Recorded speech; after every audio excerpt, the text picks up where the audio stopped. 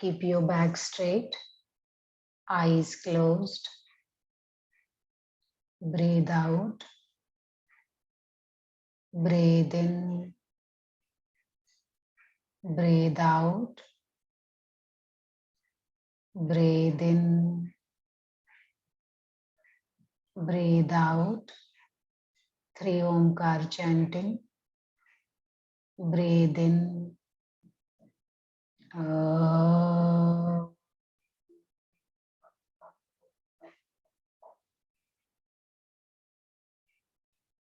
Breathe in.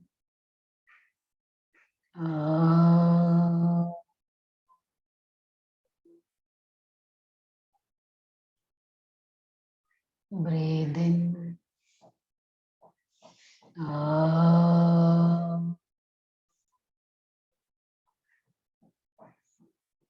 Om Sahana Vavatu Sahano Bhunaktu Sahaviryam Karavavahe Tejasvinavaditamastu Ma Vidvishavahe. Om Shanti Shanti Shanti. Rub your palms. Cup your eyes. Remove your hands and gently open your eyes.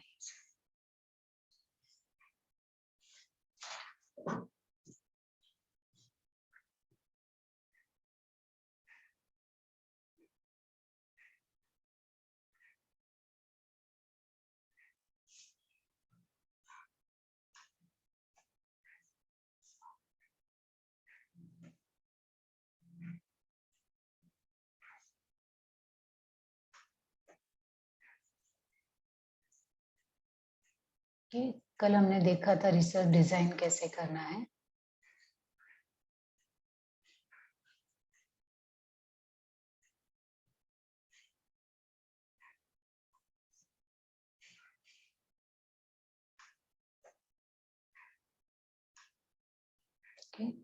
और exploratory research design क्या है ना, किस तरह से explore करते हैं और हाइपोथेसिस को डेवलप कैसे करते हैं. हाइपोथेसिस फ्लेक्सिबल होना चाहिए कि हम बाद में उसको चेंज कर सके.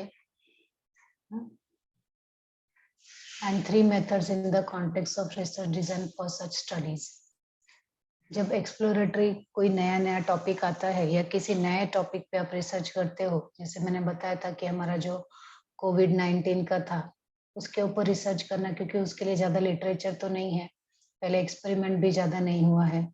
तो उसके लिए क्या करना है आपको कि उससे रिलेटेड कुछ लिटरेचर है क्या वो फाइंड आउट करना, और एक ना द एक्सपीरियंस सर्वे और लोगों के एक्सपीरियंसेस क्या है वैसा एक सर्वे करवा लेना. और कभी कभी एनालिसिस ऑफ इनसाइट स्टिमुलेटिंग है ना एग्जांपल्स. मतलब आपको कभी कभी लगता है ना उसके लिए कि चलो मुझे ना इसमें ये भी करना चाहिए, आपके अंदर से वो चीज आती है, इंट्यूशन आता है कि मुझे ना इसके इस तरीके से उसको मुझे डिजाइन करके लेके जाना है. तो ये सब नए जब टॉपिक होता है या नए कोई किसी चीज के ऊपर रिसर्च करना चाहते हो तो उसमें ये 3 फैक्टर इन्वॉल्व होते हैं.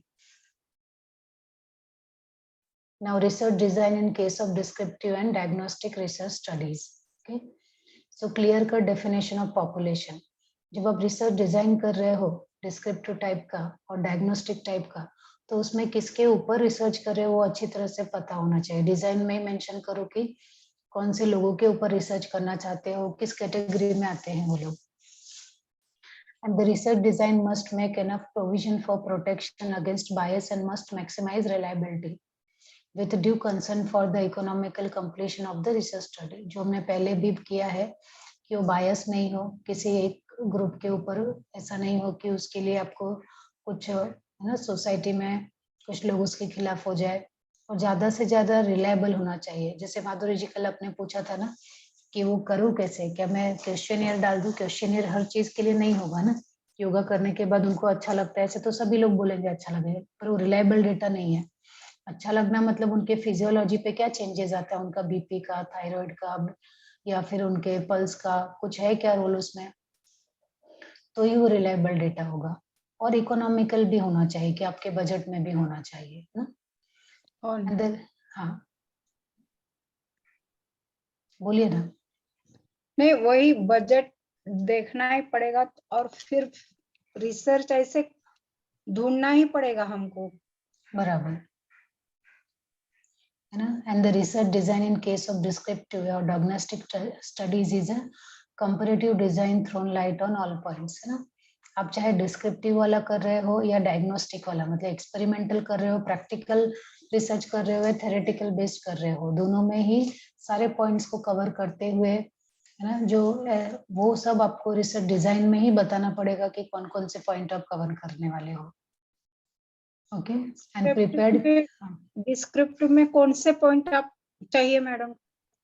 डिस्क्रिप्टिव के लिए आप कौन कौन सी बुक रिफर करने वाले हो और उसमें किस पॉइंट्स को आप रिसर्च करने वाले हो। जैसे आपने लिया कि मैं त्रिगुण के, है ना, त्रिगुण सांख्य योग और भगवत गीता में त्रिगुण क्या है उसके कंपैरेटिव स्टडी करना, ठीक है।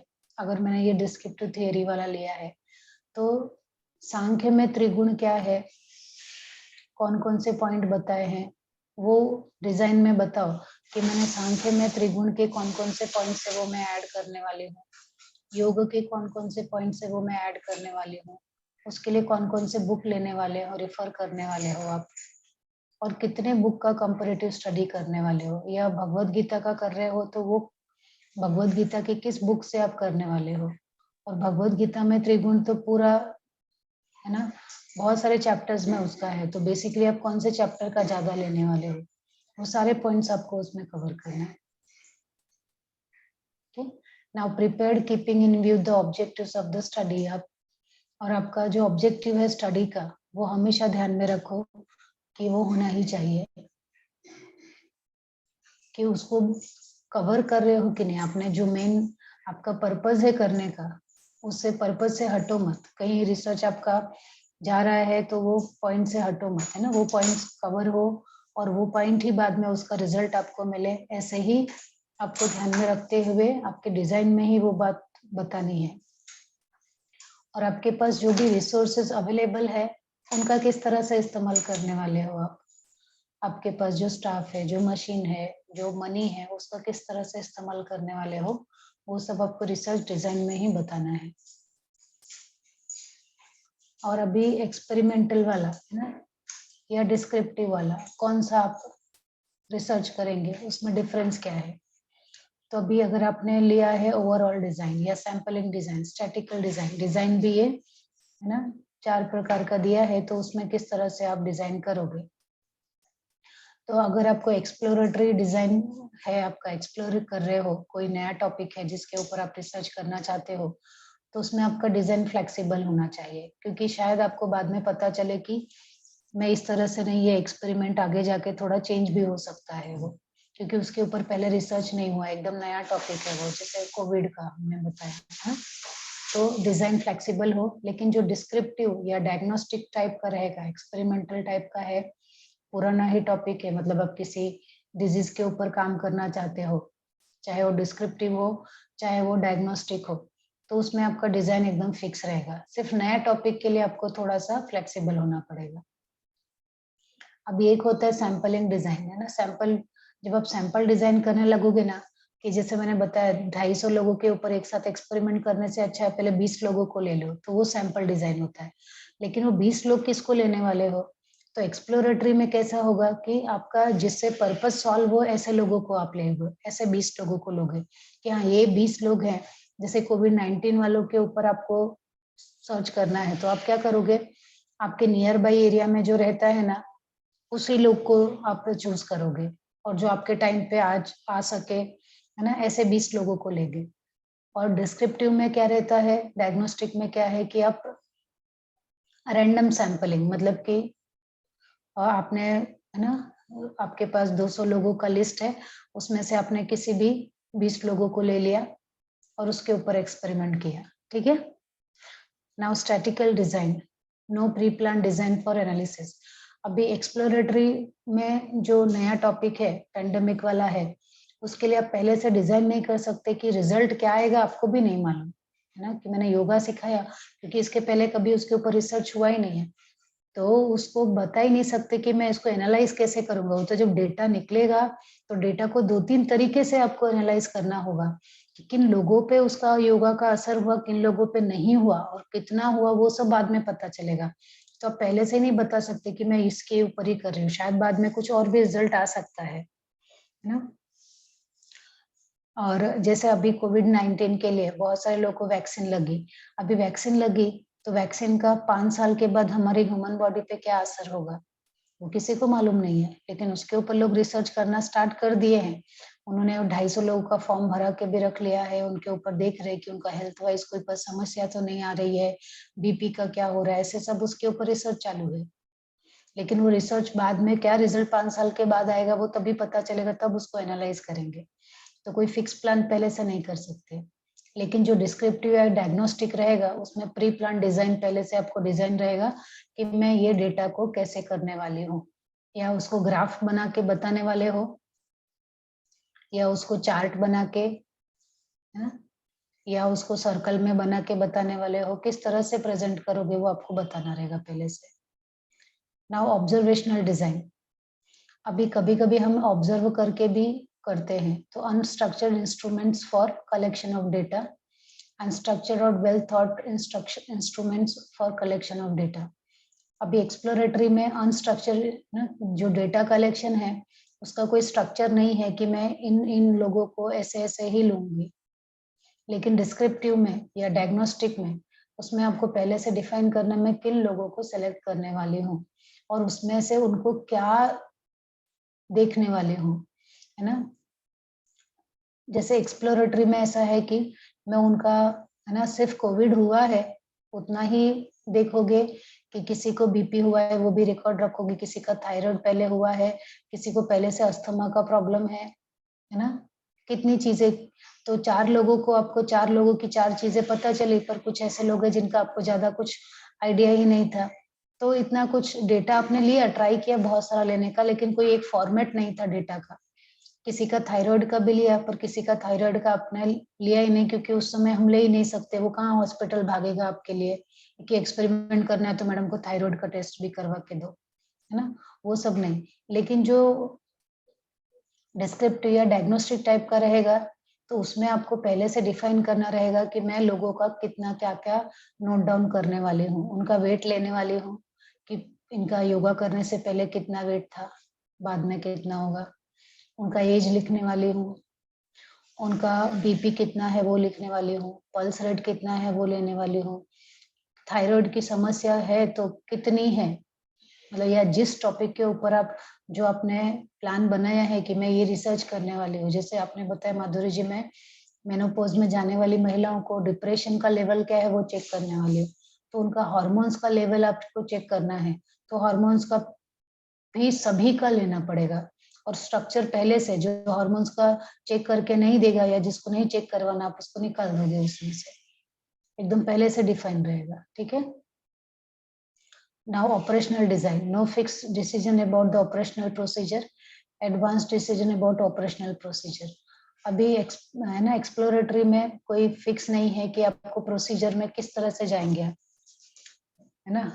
किसी को ऐसा लगेगा कि मैडम ये अभी एक्सप्लोरेटरी के लिए हमने एग्जांपल लिया है कोविड-19 का, ठीक है, तो उसमें क्या सिखाने वाले हो ये आपने फिक्स तो किया था, लेकिन एक बंदे ने बोला कि मैडम मुझे ना थोड़ा बैक प्रॉब्लम की भी समस्या है, तो आपने एक पूरा डिजाइन बनाया था कोविड की समस्या दूर करने के लिए, ये प्राणायाम मैं सिखाऊंगी, ये जल नीति सिखाऊंगी।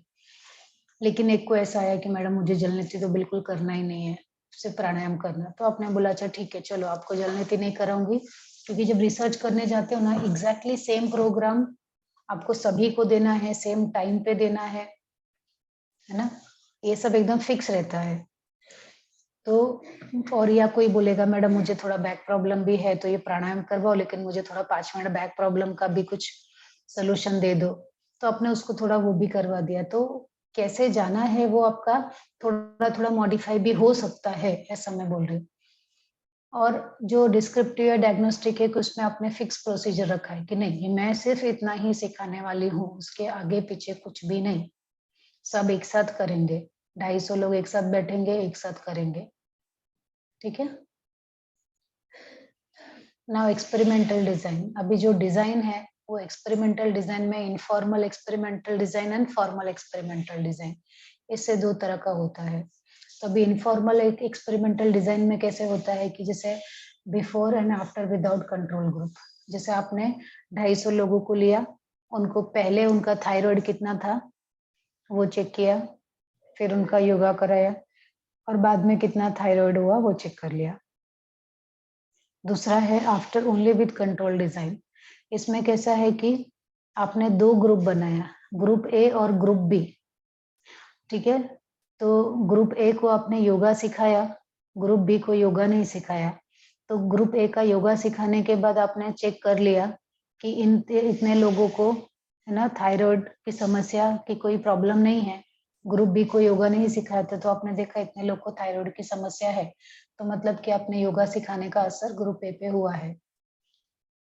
दूसरा है before and after with control design, इसमें भी क्या करते हो आप, ग्रुप ए लोगे, ग्रुप बी लोगे, ग्रुप बी को आपने योगा नहीं सिखाया, ग्रुप ए को योगा सिखाया है, तो लेकिन ग्रुप ए को योगा सिखाने से पहले ही आपने उनका थायराइड का टेस्टिंग करवा लिया, फिर योगा सिखाया, फिर उसके बाद थायराइड का टेस्टिंग फिर से किया, तो क्या कुछ डिफरेंस आया? लेकिन ग्रुप बी को आपने पहले थायराइड का टेस्टिंग किया, बाद में भी उनका टेस्टिंग किया और फिर डिफरेंस चेक किया। तो जिनको एक ग्रुप ए है उनको योगा के पहले योगा के बाद किया तो आपने देखा कि उनका थायराइड की समस्या कम हुई है। ग्रुप बी जो था उसका भी पहले और बाद में आपने किया लेकिन उनकी थायराइड की समस्या वैसे की वैसे बनी हुई है। ये इनफॉर्मल एक्सपेरिमेंटल डिजाइन। एक minute,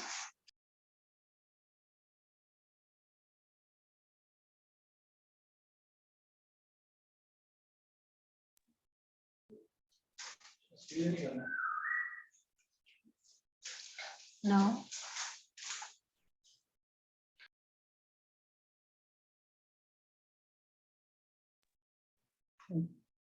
now formal experimental design, okay.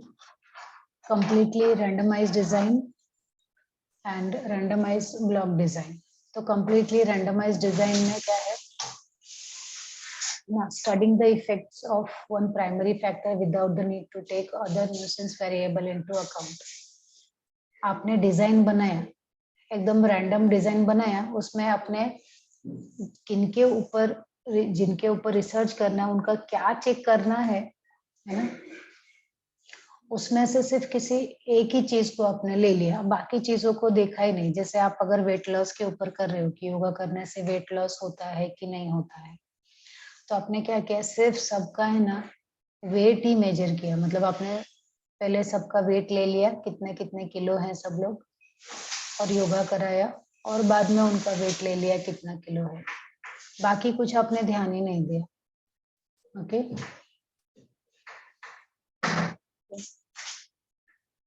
तो उसमें वो क्या एज है, क्या वो किसी को और कोई समस्या है क्या, पीसीओएस की या है ना थायराइड की, क्या दूसरी समस्या है भी, वो सब आपने ध्यान नहीं दिया, आपने सिर्फ वेट के ऊपर ही ध्यान दिया, जबकि ये सब भी फैक्टर वेट के ऊपर बहुत असर करते हैं ना, मेटाबॉलिज्म रेट कैसा है वो सब ध्यान नहीं दिया।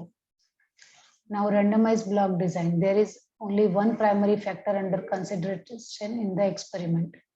randomized block design में कि इसमें भी आप है ना किसी एक ही फैक्टर के ऊपर आप काम करते हो ना, लेकिन उसी के ऊपर ब्लॉक रहते हो, उससे ज्यादा आप कुछ सोचते नहीं हो। तो ये फॉर्मल एक्सपेरिमेंटल में है। कंप्लीटली रैंडमाइज्ड डिजाइन में कि वो कंप्लीटली रैंडम नहीं है, कि आपने किसी एक्सपेरिमेंट किया या डिजाइन कर रहे हो तो जो चीज आपको सबसे ज्यादा अच्छी लग रही है, इसका असर सबसे ज्यादा होगा, आपने वही पकड़ा, बाकी सब छोड़ दिया। और रैंडमाइज में भी ऐसे है कि आप किसी एक ही फैक्टर को पकड़ के उसके ऊपर कर रहे हो, बाकी क्या है उसका आपने देखा नहीं, जबकि आपको पता है कि वेट गेन होना या वेट लॉस होना सिर्फ है ना एक ही फैक्टर नहीं है, उसके लिए तो बहुत सारे फैक्टर जिम्मेदार हो सकते हैं, तो आपको वो भी चेक करना चाहिए, लेकिन आपने वो सब पे ध्यान नहीं दिया, तो वो फॉर्मल एक्सपेरिमेंटल डिजाइन होगा।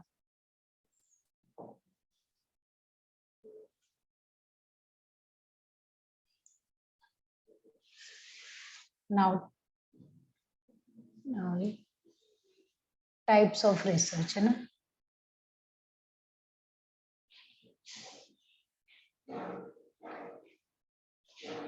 Describe a population, situation or phenomena.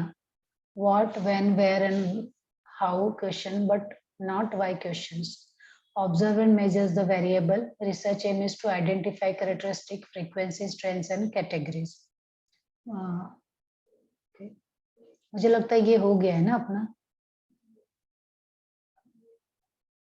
ये टॉपिक हो गया है अपना.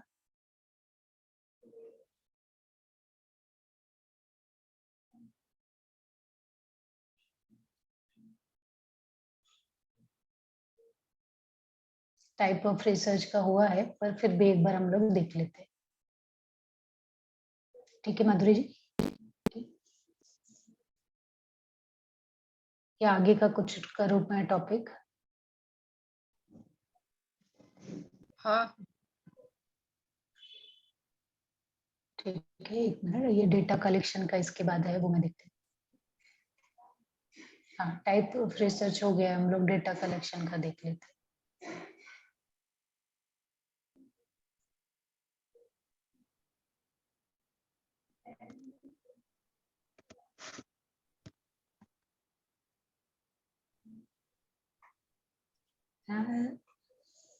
अब आपको डेटा कलेक्शन कैसे करोगे. जैसे आप कल हमने बात किया था डेटा कलेक्शन के लिए, आपने पूछा ना कि हम लोग अभी मेनोपॉज में अगर लेडीज को हमें सिखाना है तो उनके मन पे उनका क्या असर होता है. तो आपने बोला उनको क्वेश्चनियर भेज दूं मैं. तो मैंने ना, पर क्वेश्चनियर ही अगर आप भेजोगे तो आप बोलोगे योगा करने के बाद कैसा लगा, बहुत अच्छा लगा, थोड़ा अच्छा लगा, कम अच्छा लगा, नहीं अच्छा लगा, ऐसे 4 कर दिया, वो टिक करेंगे. लेकिन मैंने बताया कि आपको तो सब यही बोलेंगे ना, मैडम बहुत अच्छा लगा. तो ऐसा बोलने जाएगा कि अच्छा नहीं लगा ना. पर वो डेटा कलेक्शन वैसा नहीं होगा. डेटा कलेक्शन करने के लिए आपको क्या करना है कि पहले आपने एक फॉर्म भरा लिया जिसमें उनका नाम है, उनका एज है, उनको कोई मेडिकल प्रॉब्लम है क्या, वो सब आपने लिया. पहला डेटा कलेक्शन ये हो गया. दूसरा फिर डेटा कलेक्शन ये हुआ कि आपने उनको जो जो उनकी समस्या है, जैसे एक आके बोलेगी कि मैडम मुझे ना पीसीओडी की भी प्रॉब्लम है. एक आके बोलेगी मैडम मुझे थायराइड का भी प्रॉब्लम है. एक बोले कि मुझे बैक का भी प्रॉब्लम है. तो ऐसे लोगों का तो आप लेकिन रिसर्च किस चीज के ऊपर करना चाहते हो, पहले तो वो डिसाइड करोगे कि आपको थायराइड की समस्या का हल निकालना है कि उसके लिए कि मैं सिर्फ प्राणायाम सिखाऊं तो किसी की थायराइड की समस्या दूर होगी क्या, या मैं सिर्फ उज्जयी प्राणायाम ही सिखाऊंगी, है ना, आधा घंटा उज्जयी प्राणायाम ही मैं सिखाऊंगी, क्या सिर्फ उज्जयी प्राणायाम करने से किसी का थायराइड बैलेंस होगा क्या. ऐसा आपने टॉपिक चूज किया है अगर मान लो. ठीक है. तो अब जो है उसके डेटा के लिए कलेक्शन, मतलब पहले तो उसका अपने थायराइड की समस्या के लिए और कौन कौन सी चीजें जिम्मेदार होती है, उसमें उसका मेटाबॉलिज्म रेट, उसका डाइजेस्टिव पावर कितना है ना, उसका वेट कितना है, उसका लाइफस्टाइल कैसा है, क्योंकि योगा में आहार विहार भी बहुत काम करता है ना. तो उसका डाइट और लाइफस्टाइल कैसा, ये सब भी आपको ध्यान में रखना है. ये सब भी आपको पूछना है. डाइट में वो क्या क्या खाते हैं, सोने उठने का टाइम क्या है, ये सब आपको फॉर्म में भरा के लेना है. और आप जब थायराइड का कितना थायराइड है, कम है, हाइपो है कि हाइपर है, कम वाला थायराइड है कि ज्यादा वाला है, पतला होने वाला है कि मोटा होने वाला है, वो थायराइड और है कितना, वो उनको करवा के लेना. ये सब आपके डेटा में आएगा, है ना. क्या क्या खाते हैं, कब खाते हैं, कितना खाते हैं, है ना, वो सब भी आएगा. क्योंकि जब आप कंसीडर करने लगोगे ना तो आपको लगेगा यार इसका तो थायराइड जो है कमी नहीं हो रहा योगा करने के बाद भी. तो उसके लिए आपको देखना पड़ेगा कि भाई वो खाना क्या खाती है, डाइट क्या करती है, या फिर उसका लाइफस्टाइल कैसा है ना. आपको लगेगा चलो मैंने 100 लोगों को योगा सिखाया और ये जब रिजल्ट आया तो देखा कि अरे ये 20 लोग को तो कुछ भी फायदा नहीं हुआ है. तो जब आप उसका फॉर्म देखोगे तो उसमें पता चलेगा कि उनका डाइट और लाइफस्टाइल बिल्कुल सही नहीं है, इसकी वजह से योगा भी बहुत कम फायदा किया. समझ में आ रहा है आपको. हाँ. तो डेटा कलेक्ट करने के लिए ये 3 है ना. पहले सबसे एम ऑफ द रिसर्च, आपका रिसर्च का पर्पस क्या है, क्यों आप करना चाहते हो ये रिसर्च, वो ध्यान में रख लिया. जैसे आपने रिसर्च थायराइड की समस्या को दूर करने के लिए करना चाहते हो कि क्या सिर्फ अभी थायराइड के लिए कितने सारे ऑप्शन है हमारे पास। जो लोग आसन प्राणायाम करते हैं उनका भी थायराइड नॉर्मल हो जाता है, गोली खा के भी हो जाता है। लेकिन अगर आपको चाहिए कि उज्जयी प्राणायाम ही काफी है क्या, सिर्फ उज्जयी सिखाऊं मैं तो क्या असर होगा, ये आपका पर्पज है, एम है रिसर्च का। क्योंकि सबको तो इजी से इजी चाहिए ना, सबको क्या चाहिए, कितना आसानी से मेरी समस्या दूर हो जाए, मेरी रोग दूर हो जाए, उसके लिए कोई एफर्ट नहीं डालना चाहता। तो आपने एकदम इजी देखा कि आंख बंद करके बैठ के सिर्फ उज्जयी करना है। तो ये एम क्या है वो ध्यान में रखो और उसके हिसाब से फिर डेटा ले लो। अगर आपका एम है थायराइड की समस्या का, तो फिर उसका है ना, बाकी सब चीजें फिर इतना डेटा मत कलेक्ट करो। जो आपके थायराइड की समस्या को दूर करने या उससे रिलेटेड डेटा है वही डेटा लो उनसे, है ना। और किस प्रकार का, किस टाइप का डेटा ले रहे हो आप, है ना। आप उसको ऑब्जर्व करके लिख रहे हो, या आपने क्वेश्चनियर डाला था, या उसको बोला था थोड़ा मुझे लिख के दे दो क्या खाते हो, है ना। किस तरीके से आप डेटा, या अपने लैब में जाके जो टेस्ट आया वो डेटा ले रहे हो, है ना। ऐसे सब तरीके से आपको डेटा कलेक्ट करना है, ज्यादा से ज्यादा ऑथेंटिक हो, रिलायबल हो, है ना। आप एकदम अच्छे से बोल सके कि हाँ यही चीज सही है, वैसा ही डेटा आपको कलेक्ट करना है। The methods and procedure you will use to collect, store and process the data.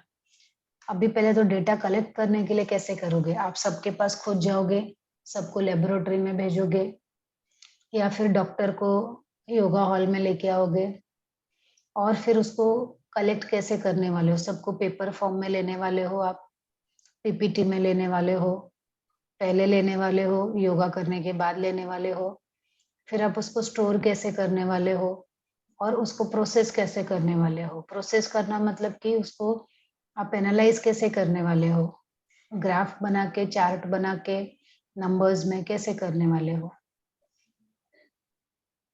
To collect high quality data that is relevant to your purpose is follow these 4 steps, है ना। आपका जो purpose है वो fulfil होना चाहिए। ऐसा high quality का डेटा लो, जिसको थायराइड है ही नहीं, पर आपके 250 लोग नहीं मिल रहे हैं, थायराइड नहीं है फिर भी आप उसको लेके रखोगे, उसका फॉर्म भरा के रखोगे तो मतलब नहीं। जैसे आपने बोला मैं ना एक्सपेरिमेंट करने जा रही हूँ, 6 महीने का मैं फ्री में योगा सिखाऊंगी, थायराइड की समस्या दूर होगी उसके लिए। तो क्या होगा, बहुत सारे लोग थायराइड का टेस्ट कराते ही नहीं है। उनको क्या लगता है, मुझे ऐसा लगता है कि मुझे थायराइड है मैडम, इसलिए मेरे को एडमिशन ले लो आपके क्लास में 6 महीना के लिए। या किसी को लगेगा मैडम मैं ना ऐसे ही मुझे योगा करना था तो उसके लिए मैं, ऐसे लोग को सिखा के आपको कुछ मतलब है क्या, उनका डेटा लेके क्या करोगे आप, है ना। तो इसीलिए पहले टेस्ट कराओगे, टेस्ट कराने के बाद जब आपको लगेगा कि हाँ ये बराबर है, मेरे लिए है, ये यूजफुल है ना, तो ही आप उनको ये करोगे कि हाँ ठीक है ना, आप आइए। तो ये आपका हाई क्वालिटी डेटा होगा। नहीं तो फिर आपका जो डेटा है वो इतना यूजफुल नहीं रहेगा।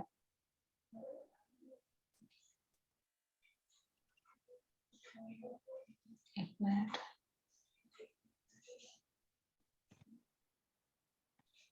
आपको दिखाई दे रहा है, एक मिनट, हाँ दिखाई दे रहा है आपको, हाँ ओके। अभी choose your data collection method based on data you want to collect, decide which method is best suited for your research.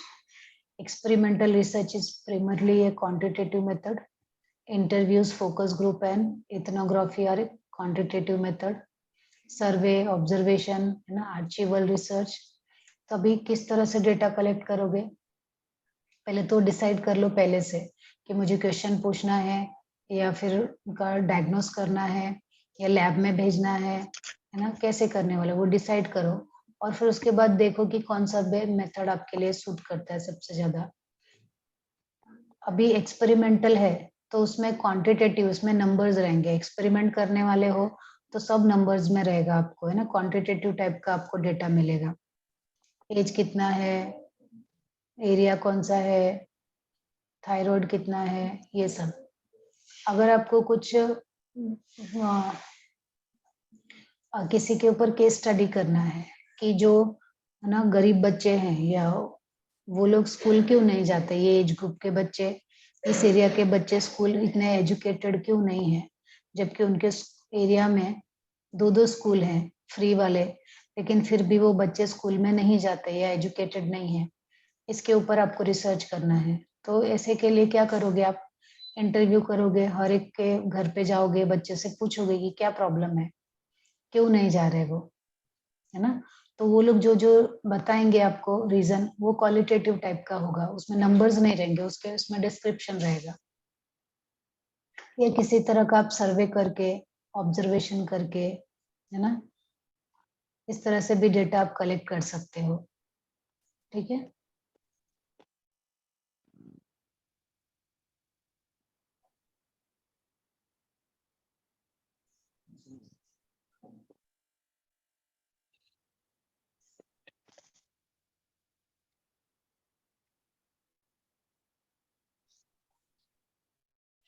अभी आपने डेटा कलेक्ट कर लिया, योगा सिखा लिया, मेजरमेंट कैसे करोगे।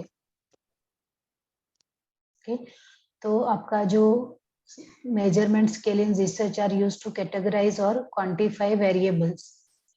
आपने जो जो डेटा लिया है, चाहे वो एज का हो, चाहे वो थायराइड का हो, ना, उसको कैटेगराइज करना, है ना। अब कैटेगराइज करने के लिए आप कैसे करोगे, आपने कभी ग्राफ वगैरह देखा है। देखा है। ओके, हाँ, है ना, मैंने वो दिखाया था ना आपको।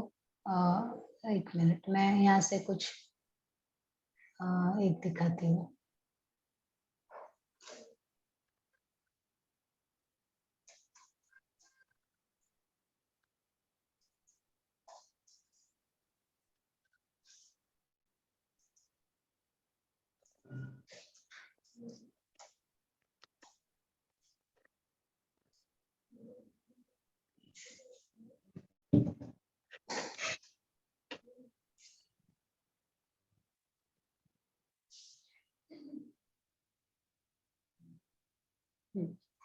अभी मेजरमेंट कैसे करोगे ना, आपको डेटा को एनालाइज करना है, तो कैसे करोगे, तो अभी ये, है ना, इस तरह से ग्राफ बना के भी कर सकते हो।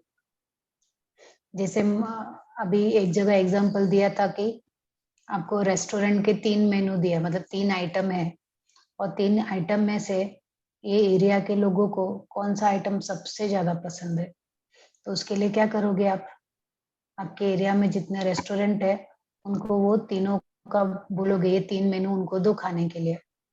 तो रेस्टोरेंट वाले क्या करेंगे, वो तीनों मेनू रखेंगे अपने अपने इसमें, और सबसे ज्यादा ऑर्डर जिन लोगों ने किया जो मेनू को, वो सबसे हाईएस्ट रहेगा। लेकिन मान लो रेस्टोरेंट, एक रेस्टोरेंट है, उसमें सब लोग ने आइटम 1 को सबसे ज्यादा खाया, लेकिन दूसरे तो उसके बाजू में एक दूसरा एरिया था, उसमें जो दूसरा मेनू था ना, उसको इतने लोगों ने खाया, है ना, तीसरा मेनू ऐसे। तो इस तरह से डेटा को आप रिप्रेजेंट कैसे करोगे, अभी ये देखो, ये भी एक डेटा रिप्रेजेंट करने का तरीका है। जैसे आप जब एक्सपेरिमेंट कर रहे हो या रिसर्च कर रहे हो, मान लो थायराइड की समस्या के ऊपर ही कर रहे हो, तो आपने उनको योगा सिखाना चालू किया, तो एक बार आपने पहले उनका थायराइड टेस्ट कर लिया, फिर योगा सिखा रहे लास्ट में करते, लेकिन बीच बीच में भी कर सकते हो आप, कि पहले महीने योगा सिखा के उनको कितना असर हुआ, दूसरे महीने में योगा सिखाया तो कितना थायराइड हुआ, तीसरे महीने में सिखाया तो कितना हुआ, चौथे महीने में सिखाया तो कितना हुआ। तो इससे क्या होगा कि आपको तुरंत पता चलेगा कि अगर किसी को थायराइड की समस्या है, उज्जयी प्राणायाम सिखाना है, तो 3 महीने में ही उनको असर दिखने लगता है, या 2 महीने में ही असर दिखने लगता है ना। तो जब इस तरह का कुछ रिसर्च करके हर महीने टेस्टिंग करते रहोगे, तो इस तरह का ग्राफ बनेगा। समझ में आया माधुरी जी। हाँ मैम, ओके, लेकिन ग्राफ दिखाना जरूरी है। नहीं, आप जब एक्सपेरिमेंटल करेंगे तब, नहीं तो फिर कंपेयर कैसे करेंगे आप, कैसे बताएंगे कि आप पहले इतना था, बाद में इतना हुआ, और मैं सत्य बोल रही हूँ। आपके बोलने से नहीं होता, वो नंबर दिखना चाहिए ना वहां पे। हाँ हाँ। नंबर नहीं दिखेगा तो कोई क्यों यकीन करेगा, कोई नहीं यकीन करेगा। सबको आपको दिखाना है कि ये पहले इतना था, बाद में इतना हुआ। मैं नहीं बोल रही हूँ, ये डायग्नोसिस बोल रहा है, जो लैब में टेस्ट हुआ है वो बोल रहा है। तो जितना ज्यादा आप इस तरह से नंबर वाला रहेगा ना, उतना ज्यादा रिलायबल होता है। जैसे अभी मैंने बताया कि किसी एरिया में 2 गवर्नमेंट स्कूल हैं जो फ्री में शिक्षा देते हैं, लेकिन फिर भी उस एरिया के बच्चे जो है वो अनपढ़ हैं। अभी ये चीज अगर आपको जाननी है कि ऐसा क्यों है, जबकि फ्री में शिक्षा मिल रही है, तो ये बच्चे अनपढ़ क्यों हैं? जैसे आप कोई कोई बोलता है ना कि एजुकेशन तो इतना महंगा हो गया है, क्या करे, पैसा ही नहीं है। लेकिन अगर कोई संस्था, कोई स्कूल आपको फ्री में एजुकेशन दे रहा है, तो वहां के बच्चे तो सब एजुकेटेड होने चाहिए ना, होने चाहिए कि नहीं? हमारे हिसाब से तो ऐसा ही लगता है। लेकिन फिर भी अगर वो बच्चे अनपढ़ हैं तो उसका वो समस्या क्या है, ये प्रश्न है। ये हमारे सामने एक समस्या है। अब इस समस्या का समाधान करने के लिए हम लोग जाते हैं, तो इसके लिए जब हम एक्सपेरिमेंट चालू करेंगे, तो सबसे पहले देखेंगे कि इस तरह के एरिया के दूसरे किसी एरिया में, जैसे मैं रहती हूँ महाराष्ट्र के मुंबई में, और मुंबई के ही किसी एक बोरीवली में रहती हूँ, तो यहाँ के बच्चों की क्या समस्याएं हैं ओवरऑल। पहले तो मैं वो पढ़ के जाऊंगी कि इसके पहले किसी ने रिसर्च किया है क्या, मुंबई में नहीं, चाहे वो दूसरी मुंबई के बाहर भी हो, कि अगर इस तरह से स्कूल है, गवर्नमेंट स्कूल है, फिर भी वहां के बच्चे अगर अनपढ़ हैं, तो उनकी क्या समस्याएं थी, उनकी क्या प्रॉब्लम्स थी, पहले मैं वो सब पढ़ के जाऊंगी। या इस एरिया के या मुंबई के किसी दूसरे लोकेशन में भी इस तरह का कुछ एक्सपेरिमेंट पहले हुआ है क्या, लोगों ने उस समस्या का समाधान खोजने की कोशिश की है क्या, है ना? अगर की है तो वो पहले पढ़ लो। वो आपने पढ़ लिया, अब फिर से आप गए, या किसी ने उसी टॉपिक के ऊपर 10 साल पहले रिसर्च किया था कि 10 साल पहले भी वो बच्चे अनपढ़ थे। अब 10 साल के बाद आप फिर से रिसर्च करना चाहते हो कि चलो 10 साल की समस्या कुछ अलग थी, आज क्या समस्या है, आज तो बहुत सारी चीजें अवेलेबल है, तो आज क्या प्रॉब्लम है, तो आप उनको जाते हो। तो उसके लिए आपको केस स्टडी भी करना पड़ेगा, इंटरव्यू भी लेना पड़ेगा, उनको क्वेश्चन या फॉर्म भी भरा के लेना पड़ेगा। ऐसे 3-4 मेथड से आपको उनका रिसर्च करना पड़ेगा। कोई बच्चा बोलेगा कि है ना, ये समस्या है, बच्चे ने तो बोल दिया, लेकिन उसके साथ उसके बड़े, उसके घर वाले जो हैं, उनकी क्या समस्याएं हैं, उनको भी आपको सुनना पड़ेगा। वो क्यों नहीं भेज रहे हैं, है ना? सिर्फ परिस्थिति, इकोनॉमिक स्टेटस ही प्रॉब्लम नहीं है, मतलब पैसा नहीं है यही प्रॉब्लम नहीं है, दूसरी भी बहुत सारी समस्याएं हो सकती है। या फिर वो सब करके आपको, आपने एक्सपेरिमेंट करने से पहले आपको ऐसा लगा था कि शायद ये जो माँ बाप है वो अपने बच्चों को पढ़ाना ही नहीं चाहते, या उनको शायद शिक्षा का महत्व ही नहीं मालूम है, ऐसा आपके दिमाग में रहा होगा। लेकिन अंत में जब आपने पूरा इंटरव्यू कर लिया, सर्वे कर लिया, तो आपको पता चला कि अरे ये स्कूल जो है शायद वही लोग, उनमें ही प्रॉब्लम हो कि वो टीचर सिखाना नहीं चाहते, एडमिशन लेना नहीं चाहते, वो ठीक से सिखाते नहीं है, या वो एनकरेज नहीं करते बच्चों को, या कुछ और समस्या होगी, है ना? वो कुछ समस्याएं सब निकल के आएंगे जब, लेकिन आपको इंटरव्यू मेथड करोगे, केस स्टडी करोगे कि पहले को जो बच्चे पढ़ने गए थे, जिन बच्चों ने स्कूल में एडमिशन लिया, फिर वो कंटिन्यू क्यों नहीं किए, ऐसे कौन कौन से बच्चे हैं, उन बच्चे को मिलना, उसका प्रोग्रेस कितना हुआ, जब उसने एडमिशन लिया था पहले और बाद में प्रोग्रेस हुआ कि नहीं हुआ, वो छोड़ दिया स्कूल तो क्यों छोड़ दिया, कहाँ है वो बच्चा आज, वो सब करना पड़ेगा आपको। ओके, तो ये सब आपको मेजरमेंट, है ना, स्केल जो है वो करना पड़ेगा, किस तरह से उसको हम मेजर करेंगे।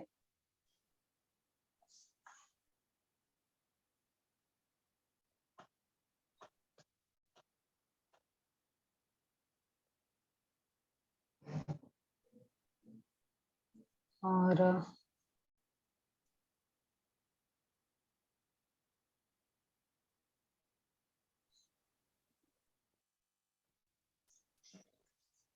अभी हम लोग फिर से एक बार देख लेते हैं क्या टॉपिक बचा है इसमें से।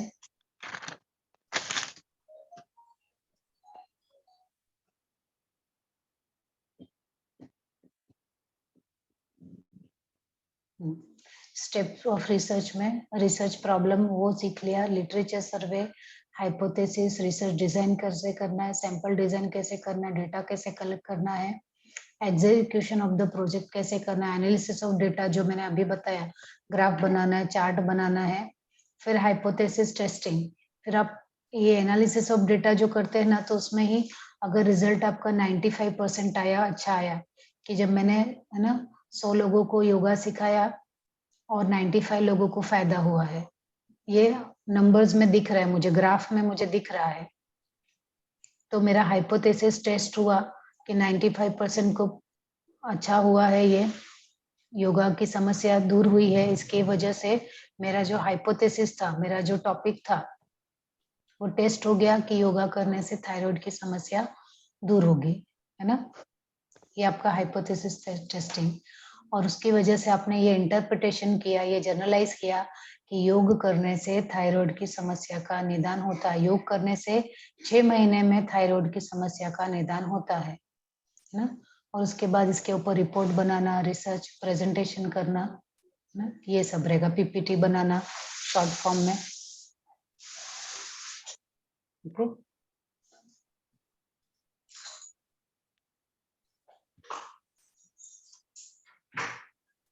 तो ऑलमोस्ट मेरा टॉपिक हो गया है। फिर भी मुझे ये जो टाइप्स ऑफ रिसर्च है, एक बार मैं फिर से कर लेती हूँ, क्योंकि मुझे ऐसा लग रहा है कि मैंने किया है पर यहाँ पे वो वापस आया है इसमें, तो एक बार कर लेते हैं। कुछ याद है आपको माधुरी जी? क्योंकि शायद जाने से पहले मुझे ऐसा लगा मैंने किया है, पर रिपीट कर देती हूँ ताकि किया है नहीं किया है तो वो समस्या सॉल्व हो जाए अपनी, है ना। कि रिसर्च के अपने टाइप कितने हैं, तो ये 3 टाइप है, सर्वे, ऑब्जर्वेशन और केस स्टडी, इस तरह का भी है। और एक्सपेरिमेंट वाला है, थेरेटिकल है। मोस्टली देखो, एक्सपेरिमेंट करने जाओगे या तो थियरी वाला लोगे, जैसे आपने बताया कि आपको तो उन महिलाओं के ऊपर करना है जिनका मेनोपॉज के बाद समस्या दूर होती है क्या, डिप्रेशन कम होता है कि नहीं होता है, तो ये कौन से टाइप का होगा, ये एक्सपेरिमेंट टाइप का रिसर्च होगा, है ना। लेकिन अगर आप ये बोलोगे कि मैं मेनोपॉज की समस्या को दूर करने के लिए, या जो लेडीज डिप्रेशन में है उनकी समस्या को दूर करने के लिए यही टॉपिक पे आपको थियरी में करना है, आपको ज्यादा एक्सपेरिमेंट नहीं करना है, लोगों को नहीं बुलाना है, उनके ऊपर एक्सपेरिमेंट नहीं करना है, तो आप क्या करोगे कि जिन लोगों ने इसके ऊपर रिसर्च किया है पहले से, चाहे वो कोई साइकेट्रिस्ट हो, है ना, चाहे वो साइकोलॉजिस्ट हो, या फिर कोई डॉक्टर हो, डॉक्टर की रिपोर्ट पढ़ोगे आप, है ना, और साइकोलॉजिस्ट है, साइकेट्रिस्ट है, उनका रिपोर्ट पढ़ोगे। जिन लोगों ने पहले बताया है, जिन लोगों ने इसके ऊपर रिसर्च किया है, या किसी योगा टीचर ने इसके ऊपर रिसर्च किया होगा, वो सारी आप बुक पढ़ोगे। वो बुक पढ़ के फिर उसके ऊपर थियरी में बनाओगे कि ऐसे ऐसे महिलाओं को, इतनी महिलाओं के ऊपर रिसर्च पहले किया गया था, और उन महिलाओं ने जब एक्सरसाइज किया या योगा किया तो उनको उनको फायदा हुआ, जिन्होंने नहीं किया उनको नहीं हुआ, ये रिसर्च ये बुक में है, ये रिसर्च इस बुक में है, ऐसा करके थ्योरेटिकल भी आप बना सकते हो सेम टॉपिक पे। दूसरे लोगों ने जो किया है उसको ही कंपेयर कर दिया आपने। अच्छा, ऐसा भी हो सकता है। ऐसा भी हो सकता है, लेकिन फिर उसके लिए आपको बहुत सारी किताबें पढ़नी पड़ेगी, अच्छा। है ना। और एक्सपेरिमेंटल क्या हुआ वो मैंने बता दिया। अब सर्वे करके भी रिसर्च कर सकते हो। सर्वे करके कैसे करोगे कि किसी एक जगह की जो, जैसे अभी अगर हम कंट्री वाइज लेंगे तो जैसे भूकंप जो है वो जापान में ज्यादा आता है, इंडिया में इतना नहीं आता है, पर ऐसा क्यों है, क्या प्रॉब्लम है, तो उसके लिए आप सर्वे कर सकते हो। तो सर्वे करने के लिए आपको ज्योग्राफी देखना पड़ेगा, दोनों जगह का क्या है ना। तो स्पेशली मोस्टली ज्योग्राफी का, और किस जगह पे सिचुएटेड है, और इसके नीचे क्या है ना, ऐसी कौन सी भूकंप आने के लिए कौन कौन सी समस्याएं हैं, या भूकंप क्यों आता है, इस चीज को फाइंड आउट करना। तो ये सब सर्वे से आपको मिल जाएगा, डेटा बहुत सारा मिलेगा, सर्वे करके भी आप कर सकते हो, ठीक है। और जो मैंने बच्चों की, स्कूल के बच्चों की समस्या का बताया था ना कि बच्चे अनपढ़ हैं, वो भी सर्वे में भी कर सकते हो आप, है ना। और ऑब्जर्वेशन में भी होता है कि आप ऑब्जर्वेशन करते हो, कि जैसे स्कूल में है ना, कुछ बच्चे हैं, आपको स्कूल में आप सिखाते हो, और आपको ये देखना है कि ऐसे कौन से बच्चे होते हैं जिनको ज्यादा मार्क्स मिलते हैं, जिनका एकेडमिक मार्क्स ज्यादा होता है, ऐसे उन बच्चों में ऐसी क्या क्वालिटी होती है कि उनको ज्यादा मार्क्स मिलते हैं। आप ऑब्जर्व करोगे हर साल, या हर बच्चे को ऑब्जर्व करोगे कि ये बच्चा है ना, टीचर को बहुत अच्छे से सुनता है, टीचर की बात को ध्यान से सुनना, और जो काम दिया जाता है वो टाइम पे करता है। तो ऐसे आपको मिलेंगे 10 बच्चे जो ये काम करते हैं, टीचर को बहुत अच्छे से फॉलो करते हैं, और जो बात टीचर बोलती है करते हैं, होमवर्क टाइम पे करते हैं, बहुत सिंसियर। ऐसे 10 बच्चे, लेकिन वो 10 में से एक को हाईएस्ट मिलता है, एक को कम मिलता है, तो वो क्या प्रॉब्लम है? मैं प्रॉब्लम नहीं बोल सकते एक तरह से, लेकिन ऐसा क्या उसमें अलग है जो इन लोगों में नहीं है ना? वो एक में ऐसा क्या क्वालिटी है जो ये 9 में नहीं है, उसकी वजह से वो हाईएस्ट आ रहा है, ये लोग एवरेज है। वो ऑब्जर्वेशन से आपको पता चल जाएगा कि ऑब्जर्वेशन में आप देख सकते हैं कि वो फिजिकल एक्टिविटी कितना करता है, उसके फ्रेंड्स कैसे हैं, वो लोगों से इंटरेक्ट कैसे करता है, चीजों को किस तरह से वो समझने की कोशिश करता है ना? या उसके पेरेंट्स जो हैं वो क्या काम करते हैं, कितना उस पर ध्यान देते हैं, वो ट्यूशन करता है कि नहीं करता है ना? ये सब भी सर्वे के साथ ही आप ऑब्जर्वेशन करोगे तो भी उसको आपको मिल जाएगा। या वो ऑब्जर्वेशन मेथड में देखो यहाँ पे लिखा है कि जब एक जो ये एस्ट्रोनॉमर होते हैं, है ना, वो आकाश में देखते हैं, आकाश में जो भी तारा यहाँ से वहां मूव हुआ है, उसके ब्राइटनेस में कुछ कमी आई है क्या, चमक में कुछ कम आई है, ज्यादा आई है, वो सब देखना, और फिर उसके हिसाब से वो एनालाइज करते हैं डेटा को, है ना, कि पहले ये तारा यहाँ था, अभी ऐसा हो गया, इसकी चमक जा रही है, इसका लोकेशन चेंज हो रहा है, ये सब ऑब्जर्वेशन में आता है। और केस स्टडी में कैसा है कि किसी एक पर्सन को, जैसे मैंने बताया था, वो आमिर खान की मूवी कौन सी थी, गजनी। गजनी जो थी, उसके ऊपर वो लड़की बोल रही थी ना, मैं रिसर्च करने आई हूँ, और उसने उसका केस निकाला था, तो वो केस स्टडी था, वो केस स्टडी था पूरा का पूरा, कि एक ऐसा इंसान जो बाकी सबसे अलग है, या उसकी एक समस्या है कुछ, है ना, तो उस समस्या को समझने के लिए कि ऐसा इसके साथ क्यों हुआ, ये गजनी क्यों बना, उसको उसने पूरा शुरू से लेके अंत तक वो स्टडी किया, और बाद में उसको मूवी बनी, ऐसा मूवी में दिखाया है, तो वो केस स्टडी था ना। तो इस तरह से आप चूज कर सकते हो कि आपका थेरेटिकल है या प्रैक्टिकल है। तो अपना रिसर्च टॉपिक है वो यहाँ पे कंप्लीट हुआ है। किसी को और भी कुछ डाउट रहेगा तो पूछिए।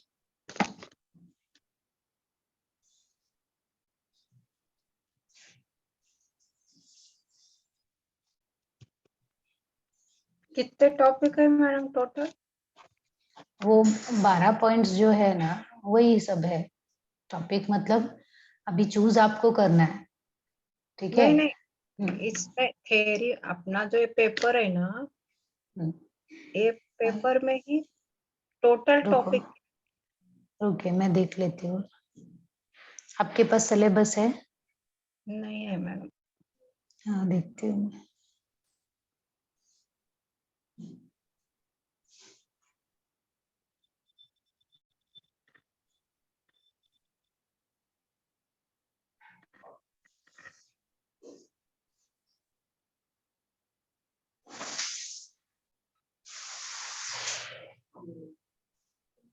हाँ, अभी इसमें definition of characteristic, research work हो गया, selection of problem, literature data collection. हाँ, अभी अपना हाइपोथेसिस हो गया, सिनॉप्सिस ऑब्स्ट्रैक्ट, है ना। अभी एक टॉपिक मैं लूंगी सिनॉप्सिस ऑफ ऑब्स्ट्रैक्ट के लिए।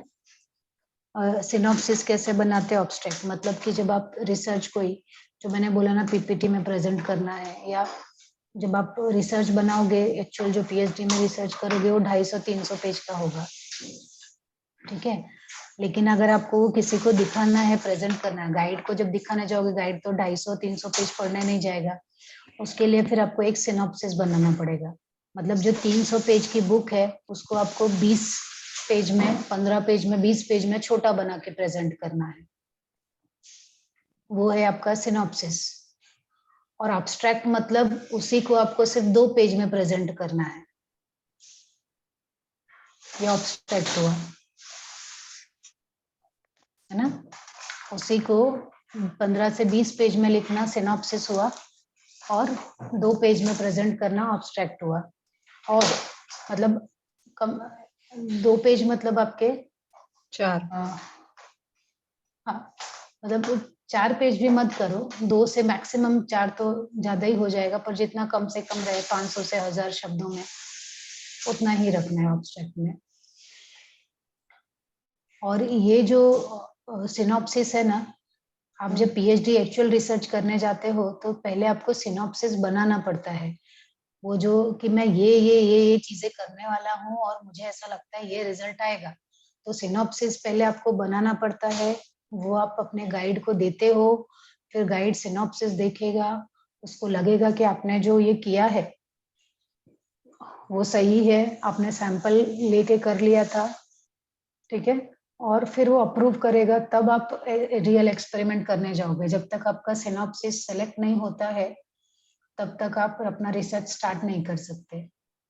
सिनॉप्सिस अप्रूव नहीं हुआ तो रिसर्च स्टार्ट नहीं कर सकते। तो सबसे पहले आपको सिनॉप्सिस बनाना पड़ता है। सिनॉप्सिस आप बनाएंगे, अपने गाइड को देंगे। 30 पेज का। हाँ, लेकिन 15 से 20 पेज का सिनॉप्सिस बनाएंगे वो।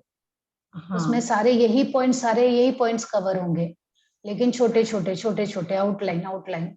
और जो 200 से 300 पेज का है वो उसे आपका मेन रिसर्च हुआ। अच्छा।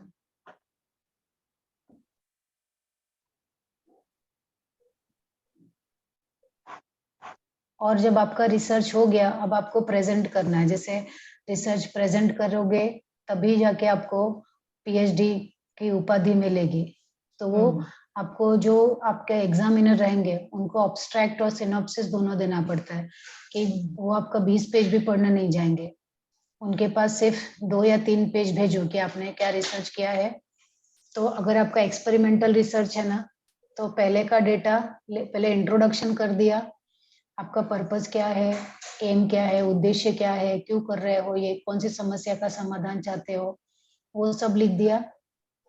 उसके बाद आप समस्या क्या है, किन लोगों को आपने चूज किया है वो समस्या को करने के लिए, है ना, उसका डेटा करोगे। पहले उनके रिसर्च किया, उनका थायराइड का टेस्ट का पहला रिजल्ट क्या था, कौन सा योगा प्रोग्राम सिखाया, और अगर आपने हर महीने टेस्ट किया है तो वो हर महीने का रिपोर्ट डालो, नहीं किया है तो लास्ट में उनका थायराइड टेस्ट का क्या रिजल्ट आया वो डाला। उसको कैलकुलेट किया कि पहले इतना था, बाद में इतना हुआ, 95% लोगों का थायराइड कम हुआ है, तो इसकी वजह से मेरा एक्सपेरिमेंट बराबर है। ये आपका ऑब्स्ट्रैक्ट हो गया। और सिनॉप्सिस में भी इतना ही, मतलब कम से कम पेजों में ज्यादा से ज्यादा बात को बताना। ये आप समझा मैडम। हाँ, तो ये सब है ना, पीपीटी में मैं एक आध एग्जाम्पल डाल दूंगी, हाँ। तो समझ में आ जाएगा आपको, मतलब उसका भी सैंपल भेज दूंगी मैं। तो अपना टॉपिक ये मोस्टली हो ही गया है पूरा, सिनॉप्सिस के साथ ऑब्स्ट्रैक्ट के साथ, क्योंकि ये इतना ही है। बाकी जो है और टॉपिक सब यही रहेंगे उसमें करने के लिए, और सैंपल जब तक नहीं देखोगे तब तक आपको नहीं समझेगा। तो मैं हाँ। सैंपल के साथ भेज दूंगी पीपीटी।